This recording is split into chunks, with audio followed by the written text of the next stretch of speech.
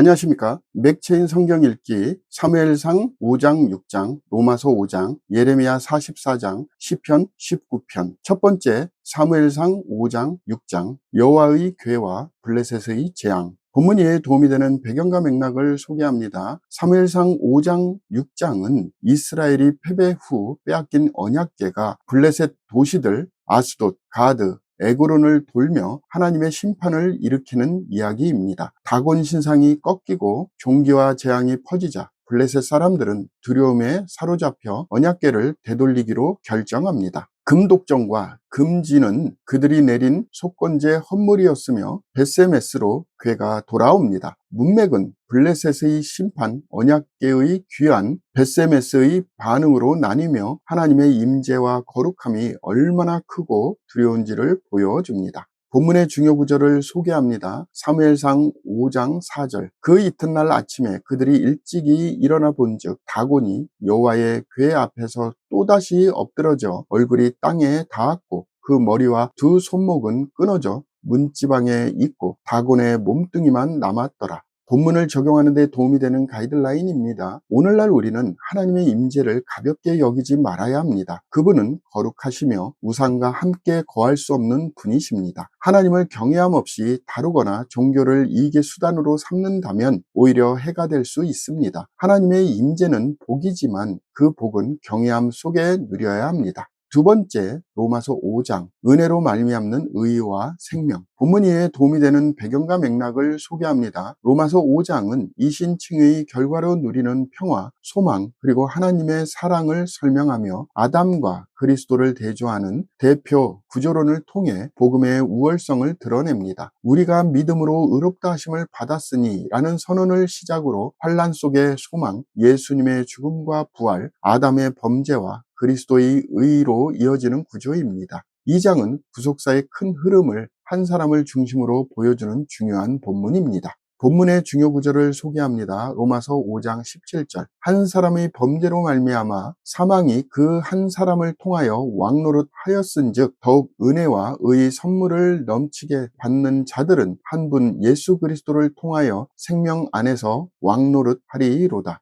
본문을 적용하는 데 도움이 되는 가이드라인입니다. 오늘날 우리는 예수 그리스도를 통해 주어진 새로운 생명의 질서 안에 살아갑니다. 아담 안에서 죄와 죽음이 임했으나 이제 우리는 그리스도 안에서 은혜와 생명을 누리는 자들입니다. 이 은혜는 자격이 아닌 전적인 선물로 주어진 것이며 그리스도인의 삶은 이 은혜에 근거한 담대한 평안과 소망 위에 세워져야 합니다. 세 번째, 예레미야 44장 애굽에서의 우상 숭배의 경고. 본문 이해에 도움이 되는 배경과 맥락을 소개합니다. 예레미야 44장은 애굽으로 도피한 유다의 남은 자들이 여전히 하늘의 여왕에게 분향하고 우상 숭배를 지속하자 예레미야가 하나님의 엄중한 경고를 선포하는 장입니다. 그들은 과거에 분향했을 때는 우리가 먹을 것이 풍부하며 복을 받고 재난을 당하지 아니하였더니 라고 말하며 회개를 거부합니다. 이 장은 백성의 고집, 하나님의 반응과 심판으로 구성되며 애굽에서도 여전히 우상 숭배에 빠진 유다의 완고함을 고발합니다.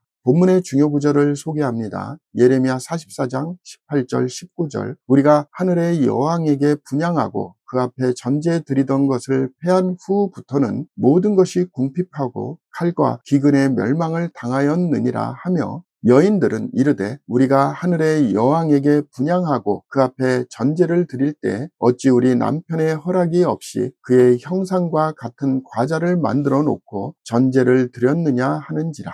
본문을 적용하는 데 도움이 되는 가이드라인입니다. 오늘날 우리는 영적인 변명과 자기 기만에서 벗어나야 합니다. 물질적 평안이나 과거의 성공이 하나님의 뜻에 부합했다는 착각은 큰 위험입니다. 하나님은 겉으로 드러난 결과보다 우리의 중심과 순종을 보십니다. 우상을 제거하지 않는 한 참된 회복은 일어나지 않습니다. 네 번째, 시편 19편 하나님의 계시와 그 응답. 본문 이해에 도움이 되는 배경과 맥락을 소개합니다. 시편 19편은 자연 계시와 특별 계시를 조화롭게 노래하며 그 계시에 대한 시인의 개인적 응답을 담고 있습니다. 하늘이 하나님의 영광을 선포하고는 자연 세계의 증거로 시작하여 여호와의 율법은 완전하여 영혼을 소성시키며 로 이어지는 계시의 찬송은 하나님의 말씀의 완전함과 생명력을 강조합니다. 시인은 말씀의 가마 속에서 나의 반석이시요 나의 구속이신 여호와여 라고 고백하며 마무리합니다. 구조는 자연 계시, 말씀의 계시, 내면의 고백으로 이어집니다. 본문의 중요 구절을 소개합니다. 시편 19편 7절 8절 여호와의 율법은 완전하여 영혼을 소성시키며 여호와의 증거는 확실하여 우둔한 자를 지혜롭게 하며 여호와의 교훈은 정직하여 마음을 기쁘게 하고 여호와의 계명은 순결하여 눈을 밝게 하시도다. 본문을 적용하는 데 도움이 되는 가이드라인입니다. 오늘날 우리는 세상의 소음 속에서도 하나님의 말씀을 중심 삼아 살아야 합니다.